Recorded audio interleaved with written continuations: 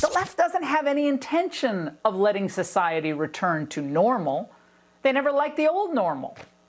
Remember, Trump was elected during the old normal days. Brett Kavanaugh was confirmed to the Supreme Court during the old normal. And the Russia hoax collapsed during the normal days. Now those who've been frustrated that America hasn't evolved fast enough to progressive ends are using this crisis to change society, they hope. As Andrew Cuomo said, to remake it and to reimagine it. And right now, to frank assessment, they're winning. Millions are out of work and dependent on a government rescue. Dr. Fauci is focusing only on the virus, not, of course, on the broader American life that must go on before the nation itself flatlines. We've saved the healthcare system in New York. No one is running short of ventilators. Those were the reasons that we shut down, and they no longer apply. We've saved the healthcare system in New York, but by what metric? People are still dying every single day, and the healthcare system, it was pretty bad to begin with, which is why half of Americans, over half, want a Medicare for All system, by the way. I know that's inconvenient for you, and healthcare has always been great on your News Corp health insurance plan, Laura Ingraham. But let's rewind a second. Brett Kavanaugh. The left wants us to stay at home because, one, then everyone's dependent on the government, and that's what we want. We want people suckling at the teat of the government. No, we just want to expand the social safety net. But two, I'm pretty sure that all of the realities that you just discussed, Trump being president, everything generally being horrible under the right wing, those still exist during quarantine. Those still exist as we're staying at home. So I don't understand this line of, it doesn't have to make sense. I understand that, but I do almost like the mental gymnastics I have to go through to try to dispel this logic here. Kavanaugh, that happened a while ago. Pretty sure that Kavanaugh is still on the Supreme Court and making rulings. I mean, we saw he and the other Supreme Court justices ruled on Wisconsin. That still exists. Trump's still president. The Russia investigation still happened and fell on its face.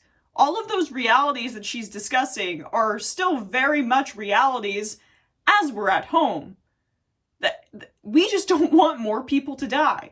And then look at that casual assertion that Dr. Fauci is a part of the left and only focused on the virus. Perhaps because he's a disease doctor. Perhaps because he is not someone who holds a lot of stock in these Fortune 500 companies that Laura Ingraham probably does, that really wants to see that portfolio get back to normal. No, he's not focused on that. He's focused on saving lives, which Laura Ingraham most certainly is not. How far news has fallen. And this assertion that there was a divide about shutting down American life and staying at home, that wasn't the case until the right started pushing this propaganda. This is a poll from The Hill and another organization, I'm blanking. But that was back in late March, so just around a month ago. Democrats are more firmly in favor of a national quarantine, with 81% saying they support the measure. A majority of Republicans, 72%, and independents, 69%, are also supportive of a nationwide quarantine. The survey has a margin of error of 2 percentage points. What changed is that the right started pushing propaganda, which is exactly what Laura Ingraham is doing. I don't know how Kavanaugh came into play. I don't know what reality she's living in. But, like, these monologues, it's... How do people not see that for what it is? That it's complete propaganda. That it's meant to engender hatred of the left. That's the sole purpose, and they start from there. And then they work backwards to fit that initial thesis point. That's not information giving. That's just fitting square pegs into round holes, but, you know, drilling them or shaving them down around the sides so that they actually fit, even when, no, that should have been a square peg. Not a good analogy, but you guys get what I'm saying.